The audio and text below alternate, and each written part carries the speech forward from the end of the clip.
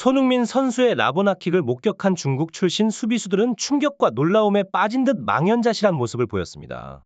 특히 중국 A대표팀 출신 우측 측면 수비수 자오밍제는 한국과 중국의 경기 전 손흥민 선수에 대해 자신감 넘치는 발언을 했습니다. 그는 손흥민은 프리미어리그의 공격수이지만 중국 공격수들을 막는 것만큼 어렵지 않다며 중국 수비진의 강함을 강조했습니다. 자오밍제는 차오 윤딩, 유한차오, 마오 지안핑 같은 선수들을 막아낸 경험이 있다며 손흥민을 막는 것도 큰 어려움이 없을 것이라고 주장했습니다. 그러나 실제 경기에서 손흥민 선수의 라보나킥은 전 세계를 놀라게 했고 다수의 해외 매체들은 손흥민의 한 동작에 14억 중국인이 굴욕감을 느꼈다고 보도했습니다.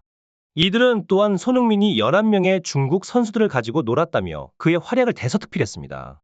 이번 북중미 월드컵 2차 예선에서 펼쳐진 한국과 중국의 경기는 많은 이야깃거리를 제공했고 풋볼 매거진에서는 이 경기의 다양한 모습을 자세히 조명하고 있습니다.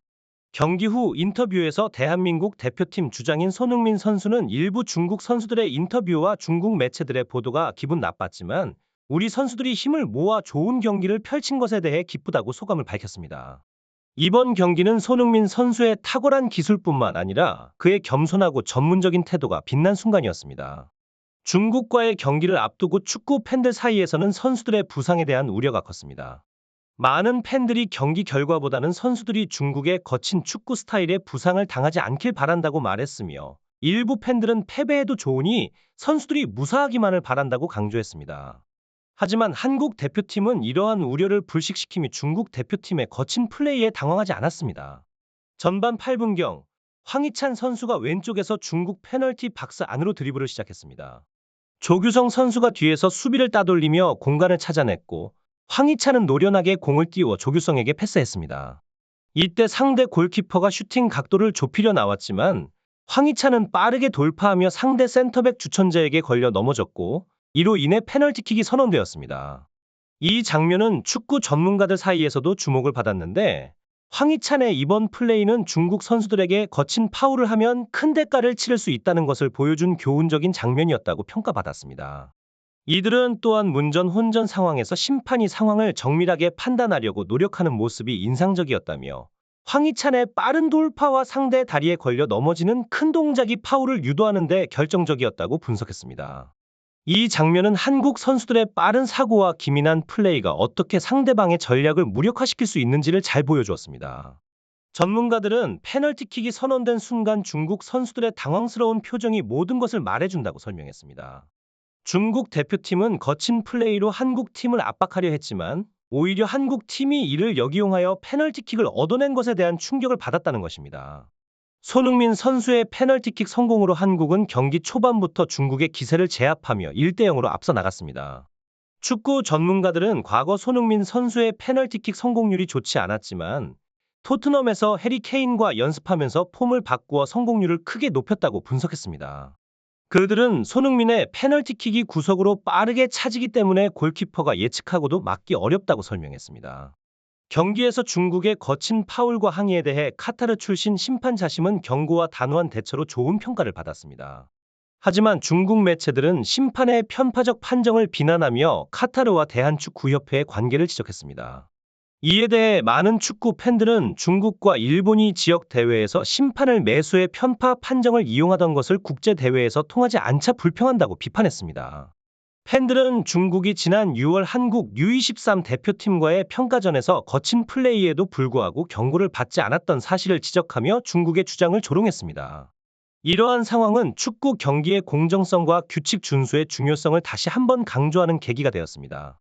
전반 막바지에 한국 대표팀의 두 번째 골이 터졌습니다. 전반 45분경 이강인 선수가 날카롭고 정교한 코너킥을 올리자 손흥민 선수가 기민하게 쇄도하며 방향을 바꾸어 헤더골을 성공시켰습니다. 중국 수비진은 이에 전의를 상실하며 큰 충격을 받았습니다. 축구 전문가들은 이 장면에 대해 분석하며 중국 팀이 김민재, 정승현, 조규성 같은 키 큰 한국 선수들에게 집중하고 있던 중 손흥민이 그 사이를 파고들어 헤더를 성공시켰다고 설명했습니다. 이들은 한국 대표팀의 전략이 빛을 발했다고 평가하며 손흥민의 헤더 능력을 과소평가한 중국은 큰 실수를 범했다고 지적했습니다. 축구 전문가들은 또한 이강인의 패싱 능력이 한국 대표팀의 공격력을 크게 향상시키고 있다고 강조했습니다. 이강인의 왼발 크로스와 패스는 한국 대표팀의 활력을 불어넣고 있다며 이강인과 황희찬의 발전으로 손흥민에게 제공되는 기회가 더욱 증가하고 있으며 이로 인해 손흥민의 결정력이 더욱 빛나고 있다고 평가했습니다. 손흥민의 헤더골이 터지자 중국 수비진은 절망적인 분위기에 휩싸였으며 이 장면은 팬들 사이에서 큰 화제가 되었습니다. 하지만 경기는 이것으로 끝나지 않았습니다. 한국 대표팀의 전략과 기술이 중국 대표팀을 압도하는 모습은 팬들에게 강렬한 인상을 남겼습니다. 후반전 86분경 한국 팀의 공격이 또 한 번 결실을 맺었습니다. 손흥민 선수가 능숙하게 오른발로 가마찬 프리킥을 센터백 정승현이 정교하게 방향을 바꿔 골로 연결했습니다.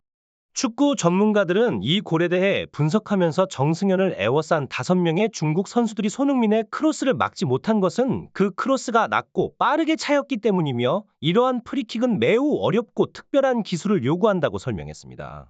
그러나 이들은 더 큰 주목을 받은 것은 손흥민의 라보나킥이었다고 강조했습니다.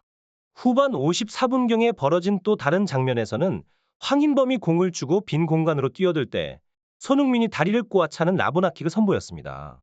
이 놀라운 순간에 중국의 텐백 수비는 완전히 당황하여 아무런 대응을 하지 못했습니다. 축구 전문가들은 이 플레이에 대해 실전에서 라보나킥을 사용하는 것은 기술적으로 상대와 차원이 다름을 보여주는 것이라고 평가했습니다. 그들은 또한 평소 인성이 좋기로 알려진 손흥민이 이러한 플레이를 선보인 것은 중국의 도발에 대한 강한 반응을 나타내는 것이며 그가 이 경기에 얼마나 큰 의미를 두고 있었는지를 보여준다고 해석했습니다. 이러한 상황들은 한국 대표팀의 뛰어난 기술과 전략, 그리고 손흥민 선수의 리더십과 결단력을 잘 보여주는 예시들로 중국 팀에 대한 완벽한 대응이었음을 팬들과 전문가들은 인정했습니다. 축구 전문가들의 분석을 접한 많은 축구 팬들은 전반전에 손흥민이 2골을 넣은 후 승부가 이미 결정났다고 평가했습니다. 중국 선수들은 전반전을 겪으며 이미 한국과의 실력 차이를 인지했고 후반전에 손흥민의 라보나킥이 나오자 완전히 전의를 상실했다고 분석했습니다. 한국 팀의 압도적인 승리에 홈에서 패한 중국 축구 대표팀의 감독은 한국 팀의 월드컵 준결승 진출 가능성에 대해 놀라움을 표현했습니다. 알렉산다르 얀코비치 중국 대표팀 감독은 승리한 한국 팀에 축하를 보낸다. 그들은 자신감과 뛰어난 기량으로 높은 수준의 축구를 개인과 팀 단위에서 모두 보여주었다고 말했습니다. 한편 많은 축구 팬들은 중국의 손흥민 대응 능력에 대해 조롱하며 손흥민에게 2골 1어시스트로 농락당한 것도 모자라 그의 라보나킥 한 방에 중국인들은 굴욕감에 잠을 이루기 힘들었을 것이라고 평가했습니다. 팬들은 이어 다음 차례는 아시안컵에서 만날 일본이라며 앞으로의 경기에 대한 기대감을 나타내기도 했습니다. 이와 같은 열정적인 반응은 팬들의 지속적인 관심과 지지로 이어지며 매일 더 나은 영상 제작에 대한 열정을 불러일으키고 있습니다. 이상 풋볼 매거진이었습니다.